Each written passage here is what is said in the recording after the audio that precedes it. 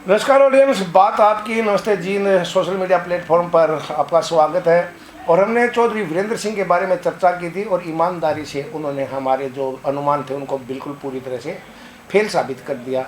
लेकिन वहाँ पर एक पॉइंट था, हम बीच में ये भी कहते थे चौधरी वीरेंद्र सिंह को खुद नहीं पता होता वो कब क्या बोल जाए और क्या डिसीजन ले ले। तो चलिए, उन्होंने जो भी डिसीजन लिया उसका आप सबको पता है। लेकिन इस डिसीजन के बाद जो धमकी एक तरह से बीजेपी को दी है, दुष्यंत चौटाला को हीरो बना दिया, मैं एक तरह से ये कहूँ अपने आप, तो उसके लिए जसमेर मलिक जी एक बार फिर आपका स्वागत है जी। पहले तो वीरेंद्र सिंह ने जो हमारी बातों को इधर उधर करके हमारे जो समीकरण अनुमान थे फेल कर दिए, उसके बारे में ईमानदारी से क्या कहें? देखिए रमेश जी, बिल्कुल ईमानदारी से इस बात में कोई शक नहीं है कि चौधरी वीरेंद्र सिंह ने रैली से पहले जिस तरह का माहौल बनाया था और बनवाया था जी, उसमें बिल्कुल साफ संकेत दिए थे कि वो बीजेपी को छोड़ देंगे। लेकिन वीरेंद्र सिंह उम्र के इस मुकाम पर आकर वो बोल्ड डिसीजन नहीं ले पाए जो जनता सुनने के लिए आई थी।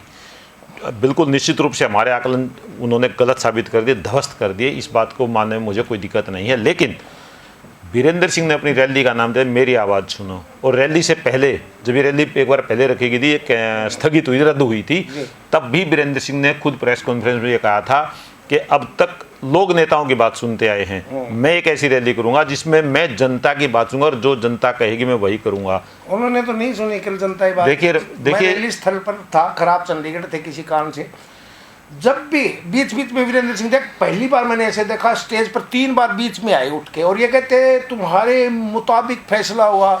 देखिए वीरेंद्र सिंह ने भी उनको फ्री हैंड कर दिया था। देखिए, तो जनता को लगा कि आज तो छोड़ेंगे। देखिए, बाप और बेटा दोनों बिल्कुल पूरी तरह से सलाह करके आए थे। ऐसा कुछ नहीं था कि ब्रजेंद्र ने कुछ कहा वीरेंद्र सिंह ने कुछ कहा। बिल्कुल घर में बैठकर डिसीजन हुए होंगे तब, क्योंकि ये कोई ना बच्चों का खेल है, उनके राजनीतिक भविष्य से जुड़ा हुआ है। उन्होंने रैली के लिए माहौल बनवाया और वहाँ वो गलत साबित हो, जहाँ उन्होंने कहा था कि जनता की आवाज़ पहली बार सुनी जाएगी। जनता की आवाज़ ना पहले सुनी गई और ना चौधरी वीरेंद्र सिंह ने कल सुनी। उन्होंने अपनी बात सुनी नहीं, वरना रैली में आई जो भीड़ थी वो साफ इस बात को लेकर आई थी कि वीरेंद्र सिंह भाजपा छोड़ दें। लेकिन वीरेंद्र सिंह भाजपा छोड़ने की हिम्मत नहीं कर पाए। और जो आपने स्टार्ट में कहा था कि उन्होंने दुष्यंत को, हकीकत है कि वीरेंद्र सिंह आज खुद को उचाना में ही वो बात 30 विधानसभा क्षेत्रों की करते कि 30 को टिकट दिलवाएंगे, जिनमें बोल देते कोई अर्थशास्त्री होंगे, कुछ किसान होंगे, उत्तरी मध्य हरियाणा कुछ ऐसा करके नाम भी नहीं लिया पूरी रैली में एक बार भी। तो रमेश जी, जो 30 की बात करते थे वीरेंद्र सिंह रैली से पहले, वो केवल अब जो जिस तरह का उन्होंने बीजेपी को धमकी दी है, उन्होंने ये नहीं कहा कि 30 MLA के लिए मुझे जेजेपी से सीट वो करवानी है खाली, क्योंकि अभी तक तो जेजेपी का उनके साथ कोई सीटों का तालमेल हुआ नहीं है, ना उनका कोई अभी तक चुनावी गठबंधन है बीजेपी के साथ। लेकिन वीरेंद्र सिंह पूरी रैली में दुष्यंत का जो फोबिया था वो दुष्यंत उनके ऊपर हावी नजर आए और केवल अपने उचाना गढ़ को बचाने के लिए वीरेंद्र सिंह को ये रैली करनी पड़ी और रैली में भाजपा को केवल चेतावनी देनी पड़ी। और रमेश जी, मैं एक बता दूं आपको, चलिए मैं ये पूछता हूँ, भाजपा उनकी चेतावनी को कितना सीरियसली लेगी? देखिए मैं बताता हूँ, भारतीय जनता पार्टी उस दौर से उभर चुकी है जिस दौर में भारतीय जनता पार्टी इस तरह के नेताओं की चेतावनी, धमकी, प्रेशर पॉलिटिक्स के आगे झुक जाती थी, उनकी बातों को सुनती थी। अब भाजपा सुनती नहीं है, भाजपा अपनी सुनाती है। और भाजपा का साफ है, और जो राजनीतिक संकेत प्रदेश की राजनीति के मिल रहे वो साफ कहते हैं कि कुछ भी हो, भारतीय जनता पार्टी लोकसभा चुनाव, और अगर मैं गलत ना हो तो मे भी कि मैं गलत हो जाऊं, क्योंकि हम ये राजनीति ये संभावनाओं का खेल है, इसमें सब कुछ चलता है, खेल ये खेल है। साबित होता है सर्वे तो लोकसभा में बिल्कुल गठबंधन नहीं टूटने वाला और विधानसभा में भी ये गठबंधन जारी रह सकता है, क्योंकि राजस्थान में दुष्यंत चौटाला अपनी पारी की शुरुआत कर चुके हैं और वहाँ वो भारतीय जनता पार्टी के साथ साथी हैं, वहाँ उनके मददगार हैं भारतीय जनता पार्टी के, वो कांग्रेस का साथ वहाँ पे नहीं दे रहे हैं। तो ये बिल्कुल साफ है कि वीरेंद्र सिंह की किसी धमकी का, किसी चेतावनी का कोई असर भारतीय जनता पार्टी पर नहीं पड़ने वाला।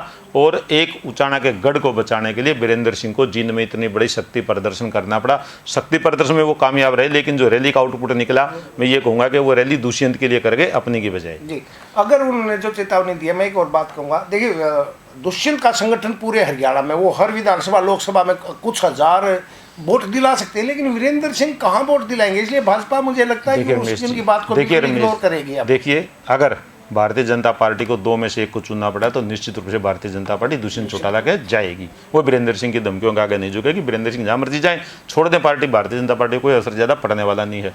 और मैं एक और बताता हूँ आपको, आज ही प्रदेश कांग्रेस अध्यक्ष उदय भान ने साफ कह दिया है कि वीरेंद्र सिंह किसी खास मकसद के लिए भाजपा में गए थे, उनका मकसद पूरा नहीं, इसलिए वो कांग्रेस में संपर्क में हैं और वो आ सकते हैं, कांग्रेस में उनके संपर्क हैं। लेकिन साथ में जब उन्होंने ये बात की ना कि वो किसी खास मकसद से गए थे, वो पूरा नहीं हुआ, उन्होंने वीरेंद्र सिंह को आईना भी दिखाने का अपनी तरफ से काम किया है। जी, वीरेंद्र सिंह ने कल और एक 5-6 नेताओं के नाम लिए थे जो कांग्रेस छोड़कर भाजपा में गए थे। वो किस संदर्भ में कहा होगा कि हमने भी जोत जगाई थी तब भाजपा सत्ता में आई थी?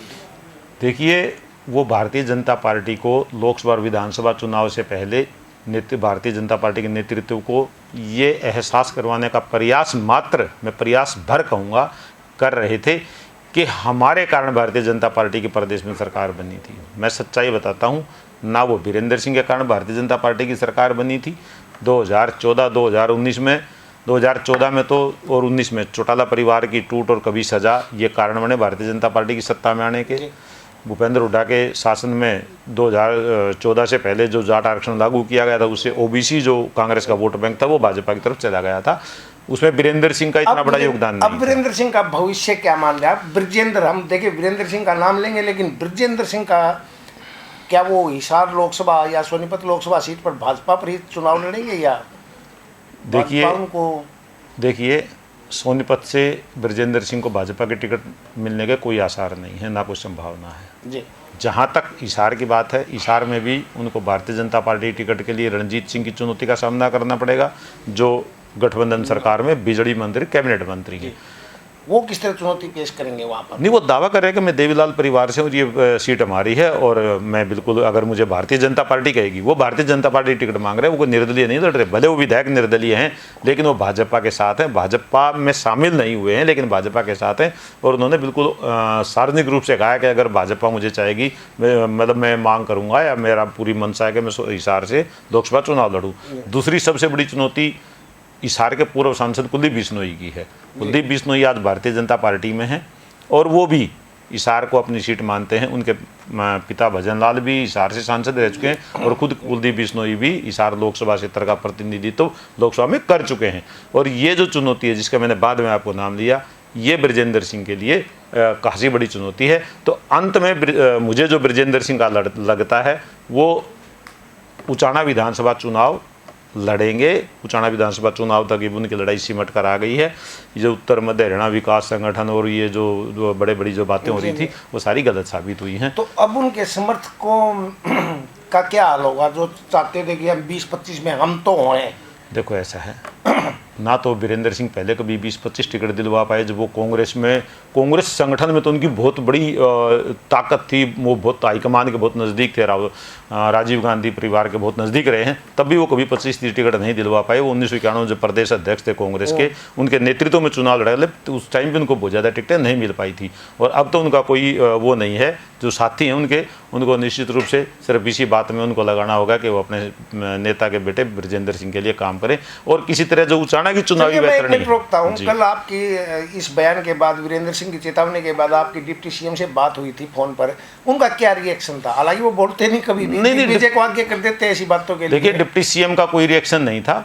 डिप्टी सीएम बहुत खुश और बहुत जो उनका बातचीत का रहा, उन्होंने कुछ नहीं कहा, एक भी कमेंट्स उन्होंने नहीं किया। लेकिन जो उनकी बॉडी लैंग्वेज थी, जो उनकी बातचीत थी, उससे बिल्कुल साफ था कि ये जो रैली थी कल वाली, ये वीरेंद्र सिंह और ब्रजेंद्र सिंह के लिए काम नहीं करेगी, लेकिन दुष्यंत चौटाला के लिए।